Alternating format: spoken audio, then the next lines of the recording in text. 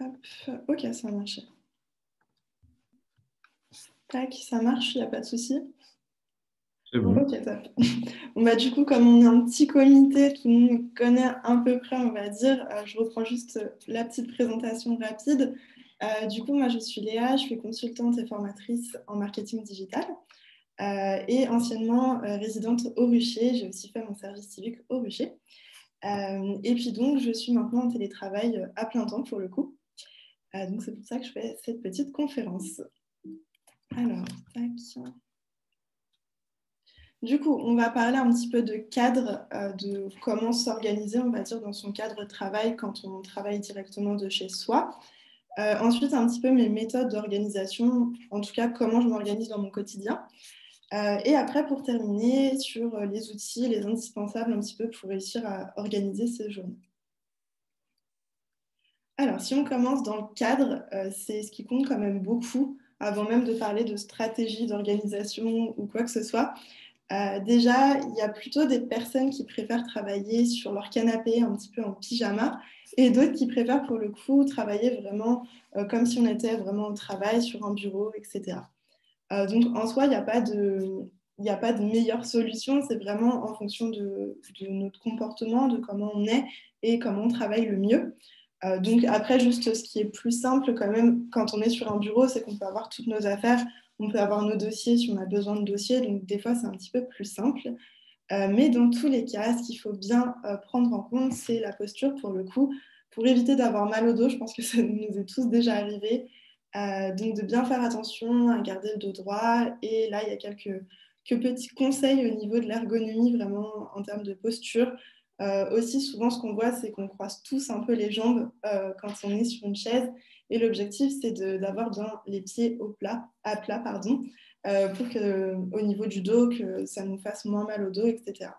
Donc, bien faire dans tous les cas attention qu'on travaille sur plutôt un canapé ou sur une chaise plutôt classique, ou alors qu'on travaille vraiment dans un bureau avec une chaise adaptée. Essayer aussi de faire des pauses régulières, de marcher régulièrement pour éviter d'avoir mal au dos, ce qui arrive assez souvent quand même. Et après, le point qui va être aussi important, parce que quand on travaille de chez soi, on a plus tendance du coup à être déconcentré, donc avec des objets qu'il y a dans notre pièce, avec des téléphones, des télés, des choses de ce style. Donc pour éviter ça, ce qui est intéressant de mettre en place, c'est d'essayer d'éviter d'avoir trop d'objets sur notre bureau, trop d'objets dans notre environnement, justement pour éviter d'avoir des distractions. Parce que ce qu'il faut savoir, et pour le coup c'est quand même énorme, c'est qu'en fait quand on est déconcentré pendant quelques secondes, on va mettre vraiment une vingtaine de minutes à se reconcentrer totalement. Donc l'objectif c'est d'éviter toutes les distractions possibles, même si forcément on a toujours son téléphone, on a toujours des notifications qui arrivent, mais éviter d'en avoir trop dans tous les cas. Donc, quand on est vraiment dans l'espace de travail, on a fait un petit peu le tour, c'est vraiment principalement de faire attention à sa posture et de faire attention aux distractions pour éviter d'en avoir trop. Ensuite, quand on parle un petit peu plus en détail au niveau de l'organisation, donc là vraiment au niveau des méthodes d'organisation, moi j'utilise principalement une méthode qui est tirée d'un livre, qui n'est pas forcément super connue pour le coup, mais qui fonctionne très bien. C'est une méthode donc en 4 étapes qui va permettre de réussir à mieux organiser ses journées. Donc, dans le premier point, ça va être de choisir une priorité par jour. Donc, des fois, c'est compliqué parce qu'on a beaucoup de tâches à faire dans la journée et c'est assez compliqué de mettre vraiment une priorité en particulier. Mais l'objectif serait d'avoir, disons, 1 à 3 priorités dans sa journée et de se dire, le soir, elles doivent être vraiment totalement terminées. Et ensuite, rajouter quelques petites tâches, forcément. Par exemple, la gestion des mails ou des choses qu'on ne peut pas déléguer, qu'on est obligé de faire dans tous les cas dans sa journée. Et donc, pour prioriser déjà vraiment ces tâches, pour se dire, ces 3 tâches par jour, je dois absolument les faire le soir, dans la journée, enfin, doivent être terminées le soir. Ce qui peut être intéressant d'utiliser, c'est la petite matrice qu'on a à droite. Donc, vraiment pour savoir si notre tâche elle est vraiment urgente et importante, ou alors si c'est plutôt des tâches qui peuvent être déléguées pour plus tard, ou alors qui peuvent être planifiées pour une autre date. Donc ça, c'est l'objectif principal, on va dire, quand on veut commencer à s'organiser dans sa journée, et encore plus quand on est en télétravail. Ensuite, la seconde étape, pardon, ça va être toujours de rester concentré, de réussir à rester concentré et d'éviter les distractions, ce qui est encore plus compliqué quand on est chez soi. Donc pour ça, il y a plusieurs méthodes. Je vais en donner quelques-unes, mais la principale qui fonctionne bien, c'est au niveau de la méthode Pomodoro. Donc, ce qui consiste en fait à fixer des tranches horaires de travail et ensuite de faire des pauses. Donc bien souvent, vraiment selon la méthode classique, ça va être de rester concentré entre 20 à 25 minutes environ et ensuite de faire une pause de 5 minutes et de répéter en fait ce processus pendant 4 fois avant de faire une grande pause. Après, c'est des choses qui peuvent être... Ça dépend vraiment de comment on peut travailler, comment on aime travailler. Moi, je sais que moi, bien souvent, ce que je fais, c'est que je ne fais pas des sessions de 20-25 minutes. Je vais plutôt faire des sessions de 45 minutes parce que j'arrive à rester concentrée assez longtemps. Mais si on a tendance à vite ne plus être concentré, ce qui est bien, c'est de raccourcir un peu les sessions et puis de faire plus de pauses. Vraiment pour toujours rester bien concentré dans ce qu'on fait. Et après, ne pas hésiter, si on ne travaille pas sur téléphone, ce qui est assez compliqué en ce moment, mais certaines personnes ne travaillent pas toujours sur téléphone, du coup, de le mettre en mode avion pour toujours éviter les distractions au maximum, ou alors les appels qui peuvent être reportés à plus tard. Ensuite, toujours dans l'objectif de rester concentré dans ce qu'on fait, il y a aussi cette méthode qui fonctionne plutôt bien pour le coup. Ça va être en fait de définir déjà sa tâche. Donc, ça va être plutôt pour les petites tâches, les tâches un petit peu moins importantes. Par exemple, répondre à un mail. On va se dire, est-ce que je peux faire une action sur la réponse du mail que je viens de recevoir? Si c'est le cas, on va se demander si c'est une réponse qui va mettre plus de 2 minutes ou alors qui va mettre moins de 2 minutes à écrire le mail. Si ça met moins de 2 minutes, on peut directement y répondre. Mais si ça met plus de 2 minutes, le mieux, c'est de le mettre dans un bloc de temps et de le faire pour plus tard. Je vais expliquer la notion des blocs de temps par la suite. Mais comme ça, en fait, ça évite d'être trop distrait par les différents mails qu'on peut avoir, les différents messages qu'on peut avoir, et de pouvoir planifier, en tout cas, la réponse aux différents mails dans un seul groupe directement pour éviter toujours d'être distrait dans ce qu'on fait. Et après, ça peut marcher aussi pour différentes choses. Par exemple, si on a une idée de création d'un événement, donc souvent ce qui est assez compliqué à faire en ce moment surtout, mais on peut faire la même chose, se demander si on peut faire quelque chose en ce moment ou pas pour réussir à faire cette tâche. Si c'est non, pour le coup, souvent un projet, c'est des choses qui vont être assez longues pour le mettre en place. Du coup, là, on va plutôt aller vers le non et on le remettra pour un autre jour ou en tout cas, on le remettra en tant que projet pour plus tard. Donc, l'objectif, en fait, c'est d'éviter d'avoir toujours des grandes to-do list où on sait pertinemment qu'on n'aura pas le temps de le faire le soir, mais ça va être de vraiment s'organiser et de planifier un petit peu ce qu'on fait à l'avance pour éviter de se retrouver avec une grosse to-do. Et du coup, bien sûr, aussi quand on est en télétravail, ce qu'on peut avoir du mal un petit peu, ça va être de s'arrêter. Certaines personnes, ça va être de commencer à travailler, mais d'autres, ça va être plutôt de s'arrêter et du coup de ne pas avoir des journées vraiment à rallonge. Donc, ce qui est bien à mettre en place, c'est un petit peu déjà donc, prioriser ses tâches. Ça, c'est principalement ce qu'il y a à faire pour éviter d'avoir trop de tâches en une fois, en un jour. Mais ensuite, c'est bien aussi de tenir quand même un planning pour se dire, par exemple, à 18h, j'arrête de travailler, je ferme mon ordinateur directement. Pour éviter de dépasser un petit peu sur la vie perso et de bien garder la vie pro d'un seul côté et se dire, j'arrête à tel moment. Et du coup, pour ça, ce qui est bien, c'est de préparer toujours son planning un petit peu à l'avance. En tout cas, par exemple, la veille, essayer d'organiser déjà sa journée du lendemain. Comme ça, on sait ce qu'il y a à faire et ça nous évite vraiment de continuer à travailler un petit peu plus tard ou alors de commencer plus tôt le matin. Après, du coup, je parlais des blocs de temps. Donc, comme j'ai expliqué un petit peu très rapidement au début, c'est qu'en fait, quand on fixe des blocs de temps, donc moi j'ai appelé ça micro-tâches, comme on voit de 17 à 18 heures. Les micro-tâches, en fait, c'est des blocs de temps qui vont permettre de faire que des petites tâches, des tâches qui ne vont pas prendre beaucoup de temps. Comme ça nous évite de les faire tout au long de la journée. Par exemple, aller checker ses mails, Des fois, ça va être des mails qui vont être très importants, donc on est obligé d'y répondre sur le moment. Mais si c'est des mails qui sont un petit peu moins importants, on peut les mettre dans un bloc de tâches directement en fin de journée ou en début de matinée, par exemple. Donc, dans les exemples qu'il y a, ça peut être répondre à des mails, trier des dossiers, par exemple faire des stories Instagram sur les réseaux sociaux ou autres, ou répondre à des commentaires ou des messages, par exemple. Donc, en fait, le fait de regrouper tout ça, ça va éviter de nous distraire tout au long de la journée et faire qu'on va mettre du temps à se reconcentrer par la suite. Donc, c'est ce qui est plutôt intéressant pour le coup aussi à mettre en place. Les blocs de temps, ça peut être mis par exemple 2 à 3 fois par jour si on a beaucoup de mails ou si on a beaucoup de petites tâches, de devis envoyés, de choses de ce style. Et ensuite, donc quand même ne pas oublier de faire des pauses assez régulièrement. Donc soit on utilise la méthode Pomodoro et là on n'a pas de souci en termes de pause parce qu'on en fait assez régulièrement, ou soit on se dit de faire 2-3 pauses par jour minimum, histoire en fait aussi de sortir un petit peu de ces tâches, des tâches qu'on est en train de faire, des fois qui sont assez compliquées, ça dépend bien sûr des tâches qu'on va mettre en place, mais des fois vraiment pour s'aérer un petit peu, par exemple faire une balade, marcher un peu, faire quelques exercices ou alors lire, vraiment sortir un petit peu de ce qu'on fait. C'est ce qui nous permettra aussi de se reconcentrer vraiment très bien par la suite. Parce que bien sûr, le cerveau ne peut pas rester vraiment totalement concentré toute une journée.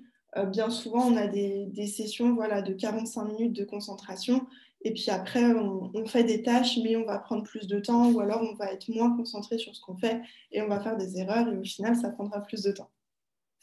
Donc, il vaut mieux bien penser à faire des pauses régulièrement, même si des fois, c'est assez compliqué.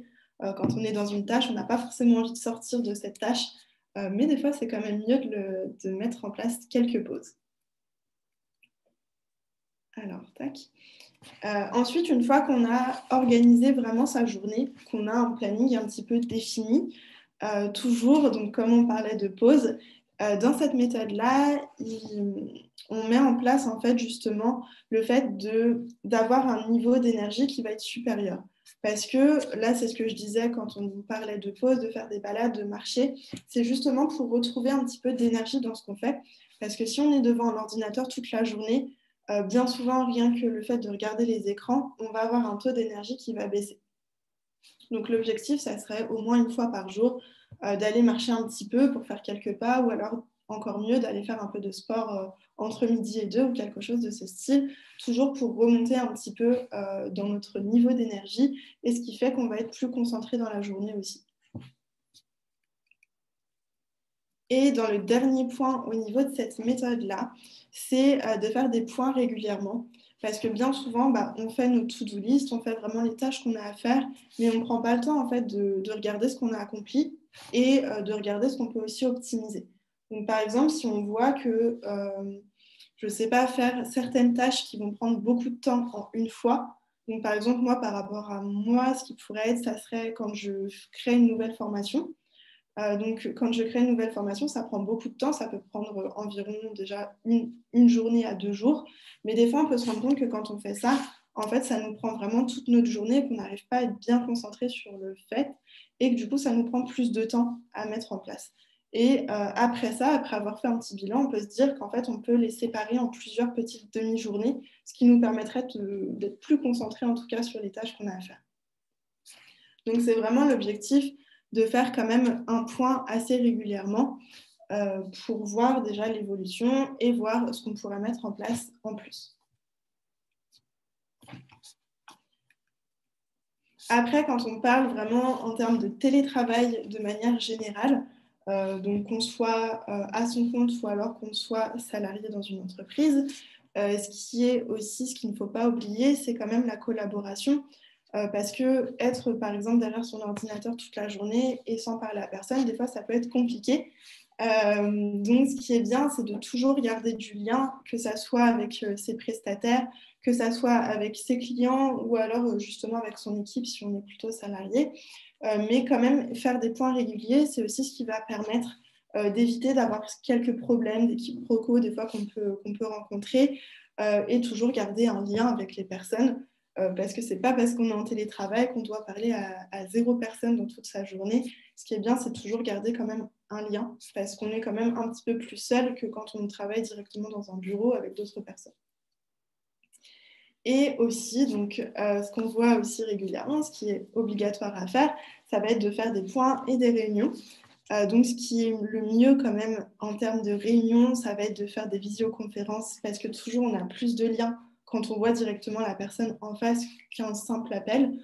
Donc, toujours essayer donc, de privilégier la vidéoconférence et aussi d'organiser un petit peu ces réunions parce que des fois, on peut très bien se retrouver à faire des points qui vont durer 1 heure ou 2 heures, mais au final, on n'aura pas parlé forcément de ce qu'on devait parler dans cette réunion. Et c'est un petit peu une perte de temps, même si en soi, c'est jamais une perte de temps de parler avec ses collaborateurs. Mais en tout cas, c'est mieux de l'organiser un petit peu en faisant une liste de choses, donc de points à aborder, et en envoyant par exemple un mail avec directement les ressources et puis les points qui vont être abordés. Ensuite, toujours essayer de faire assez court pour le coup, parce que toujours ça peut se transformer en des visios de plusieurs heures quand on commence à parler. Donc ça, vaut mieux éviter en tout cas que ça ne nous prenne pas toute la journée. Et puis après, toujours à la fin d'une réunion, mettre un petit peu un plan d'action, un planning par exemple d'actions qu'on va mettre en place directement pour qu'il y ait quelque chose derrière cette réunion de concret. Et après, au niveau des outils, il y a Zoom, donc comme aujourd'hui. Après, il y a Teams, il y a Google Meet aussi qui fonctionne bien. C'est vraiment en fonction de ce qu'on aime utiliser et sur lequel on est le plus à l'aise dessus. Donc, ça dépend vraiment de ce qu'on recherche aussi. Après, ensuite, si on parle un petit peu plus en termes d'outils, il y a pas mal d'outils qu'on peut utiliser, mais justement, des fois, on peut s'y perdre un petit peu quand on commence à avoir beaucoup d'outils différents. Des fois, ce n'est pas très intuitif. Et on doit aller d'une page à une autre ou d'un outil à un autre. Et c'est aussi ce qui peut faire perdre pas mal de temps dans une journée. Donc, dans un premier temps, il y a un petit peu deux teams aussi à ce niveau-là. Plutôt ceux qui vont préférer les agendas papier ou les agendas en digital directement. Donc pareil, ça dépend vraiment. Des fois, on a tendance aussi à se perdre, à avoir les deux. Et du coup, là, c'est où ça commence à être compliqué parce que ça nous prend un peu plus de temps pour le coup de prendre les rendez-vous sur ordinateur et ensuite de tout renoter sur papier. Donc ça dépend vraiment des personnes. Pareil, il n'y a pas un choix qui est meilleur que l'autre. Mais l'objectif, c'est de réussir vraiment à se sentir bien dans son organisation, à se sentir bien dans ce qu'on fait. Moi, à ce niveau-là, ce que je fais, c'est qu'en fait, j'organise juste mes rendez-vous, juste quand c'est des formations, des conférences, des rendez-vous importants sur ordinateur, parce que comme ça, j'ai les notifications. Et ensuite, le reste, je l'utilise avec un outil qui s'appelle Notion, qui permet du coup de faire de la gestion de projet et j'organise mon planning dessus. Donc, ça dépend vraiment des personnes aussi. Après, ce qui est quand même pas mal quand on est sur ordinateur, c'est qu'on peut aussi partager ses agendas. Ça peut être aussi simple quand on travaille avec plusieurs personnes, quand on travaille dans une équipe, justement pour pouvoir partager directement les événements, les rendez-vous qu'on va avoir ensemble. Donc, à voir. Mais dans tous les cas, les deux fonctionnent bien. Après, au niveau, là, le calendrier, c'est un planning de Google Agenda directement. Donc, ce qui est pas mal aussi, c'est qu'on peut avoir des codes couleurs. Donc, on peut se dire, par exemple, moi, pour le coup, tout ce qui est rendez-vous, ça va être en rouge. Après, tout ce qui va être plus perso, ça va être en bleu. Tout ce qui va être plus pro, ça va être en violet. Enfin, ça dépend vraiment. Mais on peut mettre des codes couleurs comme ça. Quand on regarde son agenda, on sait déjà de quoi il va parler. On sait déjà un petit peu plus ce qu'on va devoir faire dans notre journée. Ensuite, une fois qu'on a planifié tout ce qui est rendez-vous en termes d'outils, ce qui est bien aussi à mettre en place, c'est d'avoir sa petite to-do list avec les 3 actions principales, puis les petites actions qu'on va avoir par la suite tout au long de la journée. Donc pour ça, toujours, il y a vraiment beaucoup d'outils qui permettent de le faire. Soit on le fait simplement sur un papier, si on préfère tout ce qui est papier, ou soit on peut le faire aussi, par exemple, sur Trello, comme on voit à gauche, où on peut organiser ses journées directement. Par exemple, on va mettre un tableau.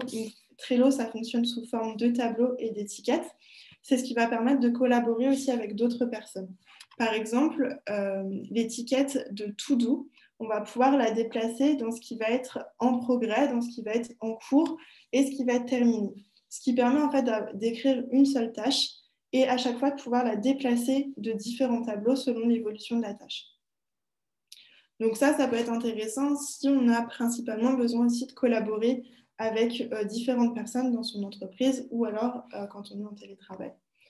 Et ensuite, le deuxième outil, c'est un outil qui est plus simple que Trello pour le coup, parce que c'est juste une petite to-do list en fait qu'on va pouvoir classer par différents thèmes.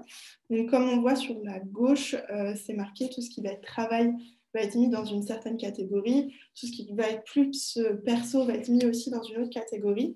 Et ça nous permet toujours de trier un petit peu sa to-do list et d'avoir un petit peu la satisfaction quand on voit qu'elle est terminée aussi. Donc là, c'est les deux outils quand même principaux qui sont assez connus en termes d'organisation, en tout cas de gestion de projet ou tout ce qui va être to-do list.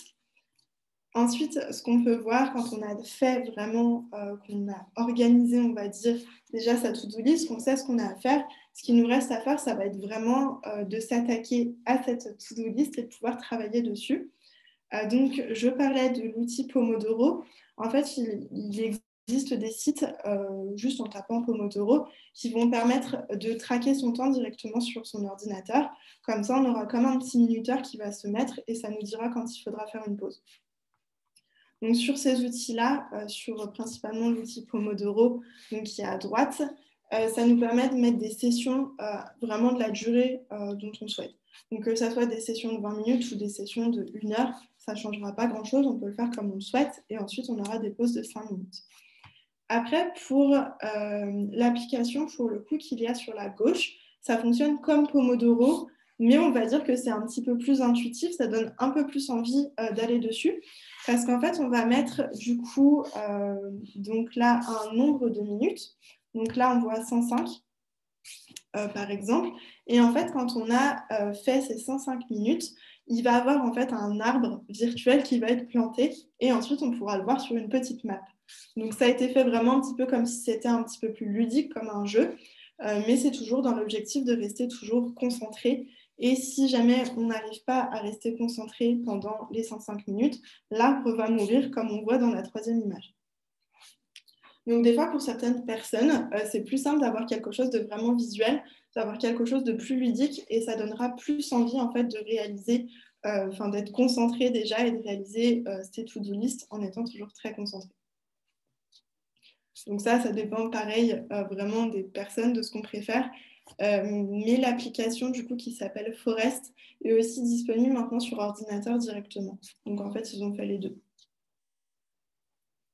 Et ensuite, au niveau des réunions, donc je l'ai dit juste avant, il y a plusieurs types d'outils qui permettent donc de faire les réunions. Donc il y a Zoom, Google Meet.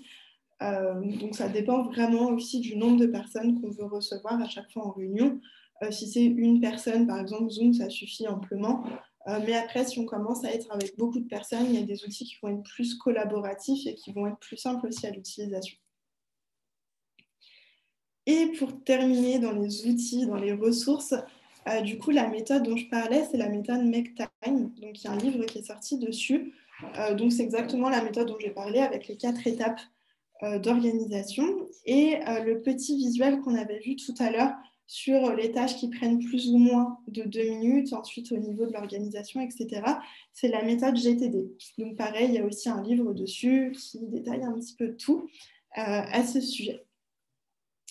Mais après, voilà, c'est vraiment trouver l'organisation qui nous convient parce qu'il n'y a pas de règles vraiment précises à suivre. Il y a des petites astuces, il y a des exemples pour être plus concentré, pour que ça fonctionne mieux en télétravail. Mais d'un autre côté, c'est vraiment propre à chacun. Donc, c'est des astuces un petit peu à piocher et à tester, voir si ça fonctionne pour soi ou alors si ça ne nous motive pas à réussir au niveau de ses tâches et de son organisation. Est-ce que déjà, vous avez des questions par rapport à tout ça ou est-ce qu'il y a des points qui seraient à développer un petit peu plus? Moi, j'en ai, Léa. Ouais. Merci beaucoup. Tu as parlé de la notion de garder du lien en étant à distance, en visio, etc. Est-ce que tu as des petits conseils à apporter là-dessus? Parce que c'est vrai que c'est quand même, je trouve, la difficulté principale. enfin, une grosse difficulté en tout cas pour continuer à travailler efficacement et de manière conviviale en étant loin les uns des autres. Donc, je ne sais pas si c'est des petits conseils, des petits outils à partager. Alors, au niveau des outils, pour le coup, il n'y a pas spécialement d'outils vraiment pour garder le lien vraiment avec les personnes, mais ça va être principalement de réussir du coup à communiquer assez régulièrement, à prendre des nouvelles assez régulièrement, soit par message, soit par appel. Aussi, quand même, les réseaux sociaux font quand même partie de la communication et fonctionnent bien pour garder le lien. Donc, c'est principalement ça qui est intéressant à mettre en place. Après, c'est sûr que ça dépend vraiment dans quel secteur on est aussi, parce que quand on est directement en télétravail, c'est plus simple de prendre contact avec ses collègues parce qu'on est sur des projets en particulier, choses comme ça. Mais des fois, quand on est freelance, par exemple, c'est un petit peu plus compliqué. Donc après, ça va être dans des communautés, par exemple, je ne sais pas, des fois, comme le rucher principalement quand même. Mais par exemple, aussi, il y a aussi des groupes Facebook pour éviter de se sentir trop seul. Donc, c'est souvent sur ce genre de sujet-là. Mais après, voilà, c'est essayer de rester dans des groupes un petit peu toujours pour ne pas rester seul. Si on est entrepreneur, dans des groupes plutôt d'entrepreneurs, ou si on est salarié, de garder contact avec ses autres collègues. Après, pour le coup, maintenant, comme il y a beaucoup de télétravail, certaines entreprises organisent aussi vraiment des rooms virtuels, ce qui permet en fait, donc c'est bien ou pas, on ne sait pas trop pour le moment, il n'y a pas assez de recul, mais en fait, c'est ce qui permet de représenter comme si on était dans son bureau directement. Donc virtuellement pour le coup comme si c'était un jeu et par exemple pour les réunions on verra en fait des petits avatars se déplacer sur une map ce qui fera à peu près comme si on était en vraie réunion. Donc il y a pas mal de choses qui se mettent en place à ce niveau-là justement pour réussir à garder plus de liens avec les personnes.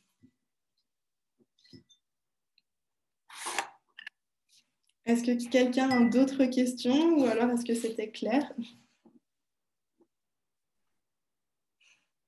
Non, moi, c'était plutôt clair. En soi, moi, j'ai pas spécialement de questions parce que enfin, je compte me lancer juste après. Donc, je découvre aussi toutes ces nouvelles choses et tout ça. Donc, ouais, c'était assez clair. Je suis assez content parce que j'attendais pas mal au niveau des références niveau application et livres aussi. Du coup, c'est cool. Ouais, après, c'est sûr qu'il y a pas mal de livres en termes d'organisation, vraiment. Ouais. Mais ces deux-là, moi j'en ai lu beaucoup, enfin je lis vraiment énormément de livres, mais ces deux-là, bien souvent, vraiment en termes d'organisation, ils sont assez simples et c'est pas des choses qui vont nous faire vraiment perdre du temps, on va dire, avec des actions qu'on n'aurait pas besoin de faire ou des choses de ce style. Donc c'est ce qui est Ok. plutôt intéressant. Ouais, donc ça c'est chouette. Bah, c'est typiquement le genre de livre parce que je lis aussi pas mal et c'est pour ça je savais pas comment rechercher en fait ce type de livre comme ça quand tu n'y connais bah, rien du coup et Ouais, des totalement. références pour commencer et tout ça.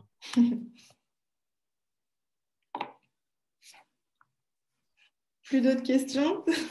Elsa, est-ce que tu en avais, toi? Non, bah oui, pareil, c'était clair et c'était complet. Moi, j'ai déjà testé le télétravail du coup, pour le premier confinement. Et c'est vrai qu'il y a des choses, enfin, c'était un peu des automatismes pour moi que j'ai mis en place et que j'ai repris dans tes conseils. Donc, je suis contente de les avoir faits. Après, c'est vrai que j'ai du mal au niveau des pauses. Enfin, une fois que je suis sur ma lancée, je m'arrête pas. Et c'est vrai que ça, je pense que ce serait bien que je mette plus ça en place et que je me force un peu plus à. Ouais, totalement. Parce que c'est vrai que des fois, on va être des fois sur une tâche qui nous pose problème, on a du mal justement à l'accomplir, à la terminer. Et des fois, le fait de prendre une pause, de penser à autre chose pendant juste quelques minutes, ça va faire que quand on va revenir, justement, notre cerveau sera plus au clair et on aura moins de mal en fait à résoudre ça, ou alors directement, on aura une idée qui nous viendra en tête. Oui, c'est déjà arrivé, donc c'est vrai que c'est vrai qu'on ne s'en rend pas compte de l'importance des pauses, mais ouais, faut vraiment en faire souvent. Et, Ouais, totalement. Mais c'est sûr que c'est pas facile, surtout au début, à se dire, bon, bah, toutes les heures, je dois faire une pause. Des fois, on a plus l'impression de perdre du temps qu'autre chose, mais finalement, c'est toujours bien d'en instaurer un petit peu dans sa journée. après, le problème que je rencontrais, c'était plus de si je prenais ma pause, j'arrivais pas forcément à reprendre après. Et enfin, c'était là où j'arrivais pas à me reconcentrer. À me... Ça, c'est sûr. Donc, Ouais, surtout maintenant, bah, avec les réseaux sociaux, tout ça, on a tendance à être dessus et puis c'est un petit peu plus compliqué de s'arrêter. Après, ce qui est bien pour le coup, vraiment, quand on veut être sûr de reprendre une tâche, c'est de mettre un minuteur ou de mettre un réveil pour se dire dès que ça sonne, hop, je reprends mon travail. Ok. En tout cas, au début, après, on arrive à se restreindre un petit peu, à se dire bon, là, j'arrête tout de suite, je vais reprendre, sinon je vais jamais reprendre. Mais c'est vrai que commencer avec un minuteur, des fois, ça peut être pas mal. Ok. Vraiment bah, pour reprendre un petit peu son travail directement.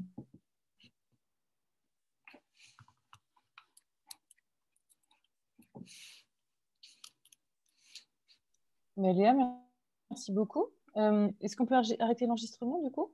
Ouais.